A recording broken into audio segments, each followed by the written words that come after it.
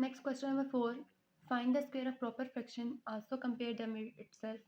आपने यहाँ पे क्या करना है, आपको प्रॉपर फ्रैक्शन गिवन होगी, आपने उसका स्क्वायर लेना है और स्क्वायर लेने के बाद आपने उसको कंपेयर करना है जो कि आपको क्वेश्चन में फ्रैक्शन गिवन थी उसके साथ। तो स्टूडेंट सबसे पहले तो आपको मैं कंसेप्ट क्लियर कर दूँ प्रॉपर फ्रैक्शन क्या होती है। प्रॉपर फ्रैक्शन हमारे पास उस फ्रैक्शन को कहते हैं जिसमें आपके पास न्यूमरेटर क्या होता है, स्मॉलर होता है और डिनोमिनेटर बड़ा होता है। जैसे कि आप यहाँ पे देख रहे हैं क्वेश्चन में 3/4 है, तो 3 आपके पास क्या है, न्यूमरेटर, और 4 आपके पास है डिनोमिनेटर। तो आप देख रहे हैं 3 क्या है, स्मॉलर है डिनोमिनेटर से, ठीक है, इसलिए हम इसको कहते हैं प्रॉपर फ्रैक्शन। जिस स्टूडेंट्स हमारे पास क्वेश्चन में गिवन था 3/4, हमने 3/4 का स्क्वायर लिया तो उसको हम ओपन करके लिख सकते हैं 3/4 मल्टीप्लाई 3/4, क्योंकि इसकी पावर में क्या है 2, स्क्वायर मीन्स कि आपने 2 टाइम उसको मल्टीप्लाई करना है। तो हमने इसको 2 टाइम मल्टीप्लाई किया तो 3 3 ज़ा 9 एंड 4 4 ज़ा 16, ठीक है, यानी इसका स्क्वायर हमारे पास आ गया 9/16 के इक्वल। अब हमने क्या करना है, अब हम कंपेयर करेंगे। Now compare the fraction 3/4 with its square 9/16। अब हम 3/4 को उसके स्क्वायर यानी 9/16 के साथ कंपेयर करेंगे। कैसे कंपेयर करेंगे, बाय यूजिंग क्रॉस मल्टीप्लिकेशन करके। तो आपने जब 3/4 को 9/16 से कंपेयर किया और इसकी क्रॉस मल्टीप्लिकेशन की, सबसे पहले आपने मल्टीप्लाई करना है 3 को 16 से। 3 को 16 से जब हमने मल्टीप्लाई किया तो हमारा आंसर आया 48, यानी ये हमारे पास फर्स्ट फ्रैक्शन का आंसर आ गया। जब आपने 9 को 4 से किया तो आपका आंसर आ गया 36, which is the answer of second fraction, ठीक है, जो कि आपके पास सेकंड फ्रैक्शन का आंसर आ गया। तो हम कह सकते हैं कि 48 is greater than 36, hence we can say that 3/4 is greater than 9/16। हम कह सकते हैं कि 3/4 आपके पास ग्रेटर है 9/16 से, ठीक है, क्योंकि पहली फ्रैक्शन का आंसर क्या आया, बड़ा आया, तो हम कह सकते हैं कि 3/4 जो कि फर्स्ट फ्रैक्शन थी आपकी, वो क्या है, ग्रेटर है 9/16 से। स्टूडेंट इसके अलावा आप अपने माइंड में हिंट भी रख सकते हैं कि जब आपने दो फ्रैक्शंस को कंपेयर करना होता है, जैसे कि यहाँ पे हम दो फ्रैक्शंस को कंपेयर करें 3/4 और 9/16, तो हमें कैसे पता चलेगा कि कौन सी फ्रैक्शन छोटी है, कौन सी फ्रैक्शन बड़ी है। वैसे तो आपने ये कंसेप्ट अपने माइंड में रखना है, बट एज अ हिंट आप अपने माइंड में ये भी रख सकते हैं कि जिस फ्रैक्शन का डिनोमिनेटर जितना छोटा होगा, जब हम उसको सॉल्व करेंगे तो उसका आंसर हमारे पास उतना ही बड़ा आएगा। इसका डिनोमिनेटर 16 और इसका डिनोमिनेटर 4 है, तो जब हम इन दोनों को सॉल्व करेंगे, इसका डिनोमिनेटर बड़ा है तो दैट्स मीन इसको सॉल्व करने के बाद इसका आंसर हमारा उतना ही छोटा आ जाएगा और इसका सॉल्व करने के बाद हमारा आंसर बड़ा आ जाएगा। तो अपने माइंड में रखना है जब डिनोमिनेटर छोटा होगा तो उस फ्रैक्शन का आंसर आपका हमेशा बड़ा आएगा, ठीक है। और आपको माइंड में ये भी रखना है the square of a proper fraction is less than itself, कि हमेशा जब भी हम किसी प्रॉपर फ्रैक्शन का स्क्वायर लेंगे तो उसका स्क्वायर हमारे पास हमेशा उस गिवन वैल्यू से क्या होगा, छोटा होगा, ठीक है। जैसे कि हमने 3/4 का स्क्वायर लिया था तो 9/16 आया था, तो इससे कंफर्म हो गया कि जो 9/16 है वो क्या है, छोटा है 3/4 से, जो कि गिवन था हमें। नेक्स्ट क्वेश्चन है 4/11। 4/11 का भी सेम वही पैटर्न है। 4/11 का जब हम स्क्वायर लेंगे, दैट्स मीन कि हमने 4/11 को 2 टाइम लिखना है। 4 4 आर 16, 4 4 आर 16 एंड 11 11 आर 121, ठीक है। फिर अगेन हम उसी तरीके से हम कंपेयर करेंगे 4/11 को 16/121 से। कैसे कंपेयर किया, क्रॉस मल्टीप्लिकेशन से। क्रॉस मल्टीप्लिकेशन किया तो हमारे पास जब हमने 4 को मल्टीप्लाई किया 121 से तो हमारे पास फर्स्ट फ्रैक्शन का आंसर आ गया 484, और जब हम 16 को किया 11 से तो हमारे पास सेकंड फ्रैक्शन का आंसर आ गया 176। तो हम कह सकते हैं 484 इज ग्रेटर देन 176।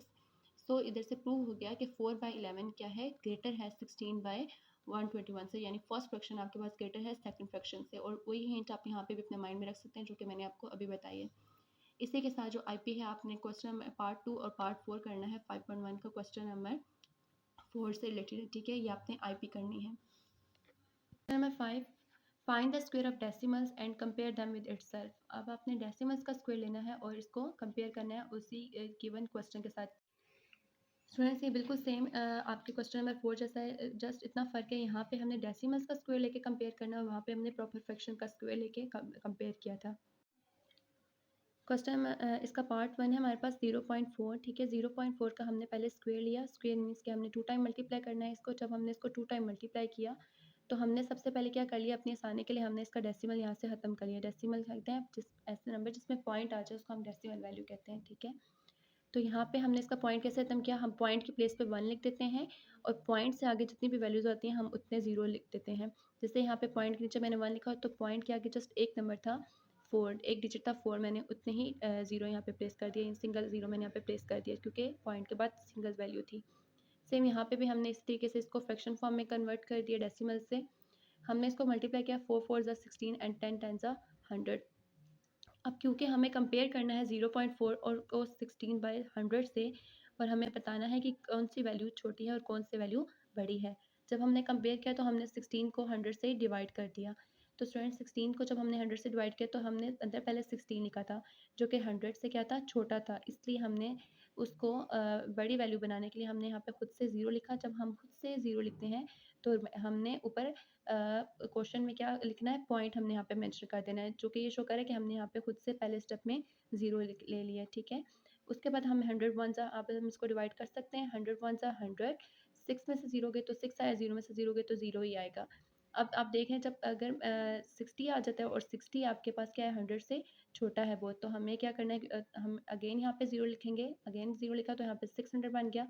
फिर आप 100 को 6 से मल्टीप्लाई करेंगे तो 600 आ जाएगा और आपके पास आंसर आ जाएगा 0.16, ठीक। अब हम कंपेयर करेंगे 0.4 को 16/100 से। तो 16/100 का हमारे पास आंसर आया 0.16, ठीक है। तो 0.16 और 0.4 का जब हमने कंपेयर किया तो हमें वहाँ से अंदाज़ा हो गया कि 0.4 क्या है, ग्रेटर है 0.16 से, ठीक है।